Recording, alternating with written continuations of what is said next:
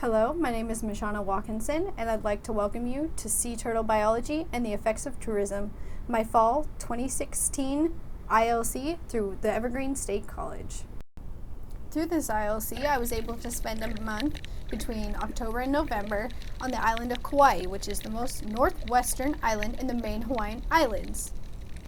While there are other islands that are more northern, which are known as the French Frigate Shoals, which are more commonly populated by the green sea turtle as well as hawksbill turtle species, the main Hawaiian Islands are also home to a subset of green sea turtle populations. The following clips will help explain some of what I learned and would like to pass on to you. So please enjoy and let's get started. General info. There are 7 species of turtles: loggerhead, leatherback, flatback, Kemp ridley, olive ridley, hawksbill, and the green sea turtle. The 7 species are spread throughout the globe, so there is a good chance if you are in subtropical weather, you may find one species or another. Now let's look at some basic sea turtle anatomy. Back flippers, tail, carapace made out of hard scutes except for in the leatherback species, the neck and head, the front flippers as shown used for gliding through water, and the palstrum. These are some basic terms you may want to know when looking at sea turtles. Now let's take a look at what environment we may be able to find turtles at. This video is of Anini Beach, which is very popular for tourists as well as turtles. This beach is great because, as you can see, it has the far reef, which causes wave breaks. These breaks are about 200 yards out, leaving open area for tourists to snorkel around in, as well as turtles to come in and seek refuge from predators such as sharks. This leaves big open foraging grounds for feeding, as well as mass space to move around and rest. The currents at this beach can be strong. The time that I was there was considered winter season in Hawaii. During this, the waves shift around the island from the south to the north, making it almost impossible to snorkel as well as dive in beaches known as the end of the road or KA and tunnels. During my stay, these beaches were closed due to high swells as well as mass undertows. Lifeguards were even advising people on the beach to stay away from the water as they could easily get sucked out into open ocean. Feeding. Sea turtles are visual feeders, using their eyes to seek out food. Sea turtles see in the violet to yellow wavelength. Many turtles start off their life floating in the open ocean along sargassum drifts. On these drifts, they are able to start their diets on shrimp and crab larvae, ctenophores, which are jellyfish-like organisms, and other small fish. Sea turtles, like this green sea turtle, have serrated and sharp beaks which allow them to pull and slice Thalassauria, or more commonly known sea turtle grass, off the reef and seafloor. Species such as hawksbill have sharp and pointed beaks which allow them to pull soft-bodied coral off the reef. Kemp ridley, olive ridley, loggerhead, and flatbacks all consume hard-shell vertebrates, as well as the leatherback, which is known for diving deep and consuming jellyfish. One issue that affects all species is the fact that turtles only have one tract from their mouth to the stomach. Due to this, they are unable to get rid of excess water when eating, causing regurgitation, or more commonly known as burping.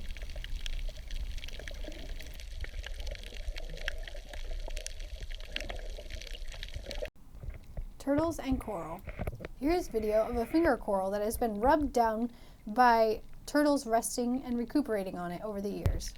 Here is an example of what may have happened over the years to that coral to make it look like a mound.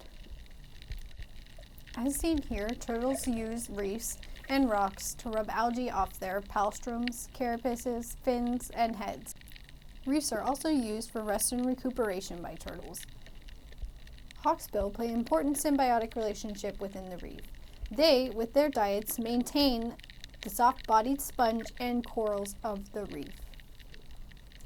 Other species help by maintaining the vertebrate population as well as algae consumption.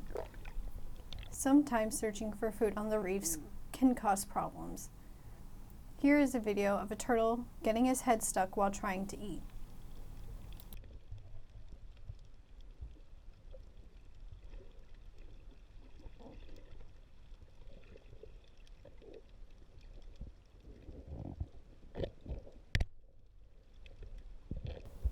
unstuck, and off to the next spot.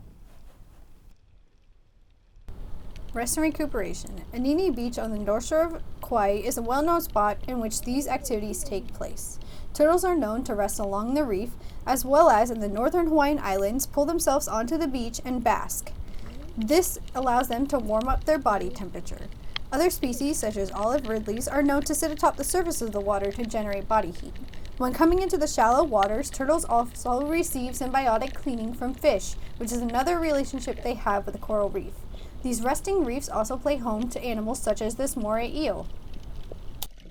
Touching turtles and other human impacts. One issue I ran into when in Kauai this last quarter was that individuals decided to touch turtles almost daily. This, I believe, normalizes touching within the species, causing them to be less reactive when their natural predators strike. One natural predator turtles have are sharks. Sharks are known to immobilize turtles by ripping off an appendage, causing them to be unable to flee. Other issues cause them to stop their natural activities as well as become stressed. This young man exemplifies what happens when touching is taken to the extreme. As he places his hand on the back of the turtle becomes stressed as its natural buoyancy becomes inequivalent and it is unable to swim. The turtle becomes stressed and, as seen, reaches for air, trying to flee from the young man.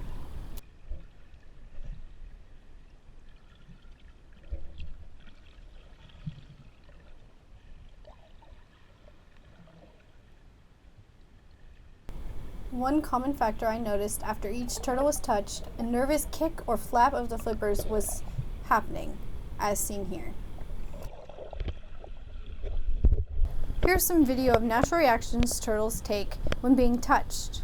This first is the flee, the turtle trying to get away from the individual that touched it, showing that it does not like being touched and is a natural reaction, as well as this young turtle, which brings in its front flippers, which is a natural reaction when turtles are attacked. The front flippers are used to glide and push through the water, whereas the back are used to steer. Circling. Circling is another impact humans play on turtles. As seen here, a turtle is eating, and when he turns around, he is faced with a bunch of people. This can cause disorientation and the turtle to even go back out into deeper waters and stop feeding for the day. Another impact that this has is not on the turtle but the reef itself. Reefs are living organisms which are homes as well as feeding areas to animals such as moray eels and sea urchins, which people may come in contact with when walking across the reef. This is an issue you need to pay attention to and may just want to lay flat and just float. When snorkeling, you need to be aware of your surroundings at all times. The turtles are unaware of your space and why you may be in their environment.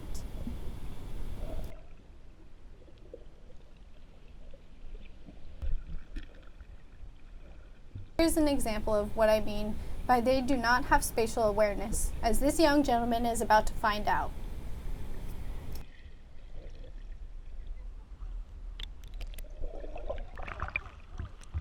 You are just another animal in their environment, so please, when snorkeling, look out and watch out for your surroundings.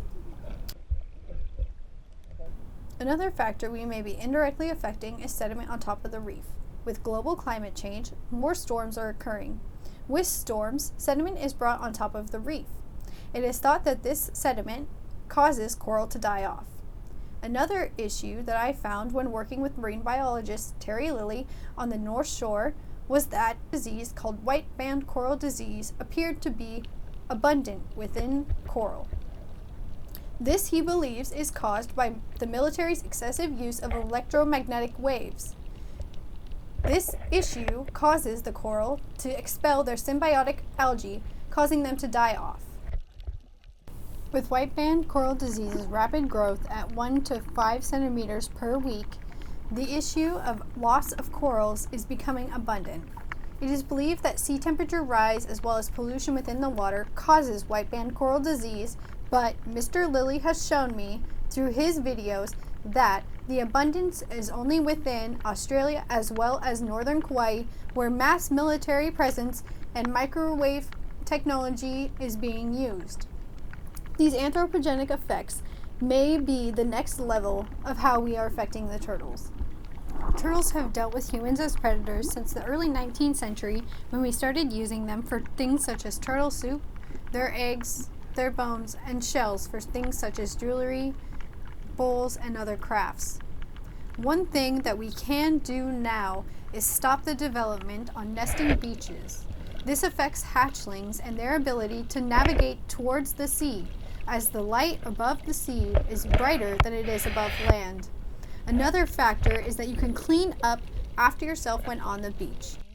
LNT is an acronym that is used around the Kauai Island to stand for Leave No Trace. This is something that we need to remember when visiting the beach, whether it is with development or even just spending a day. We need to make sure that there are no major light sources on the beach causing nesting mothers to return to the sea, as well as hatchlings to be directed away from the ocean. And we also need to remember that our use of plastics is grown out of hand. In the northern Hawaiian Islands, there's a gyre in which miles of plastic are sitting, waiting for animals to get caught. Debris is easily transported out into the ocean through wind, animals, and high tides. This is why we need to make sure that we take everything we bring on the beach with us and leave no trace. One last factor I would like to talk about that does not involve tourists most of the time, but it does involve major fishing companies, is the use of dredgers and trawlers on the ocean floor.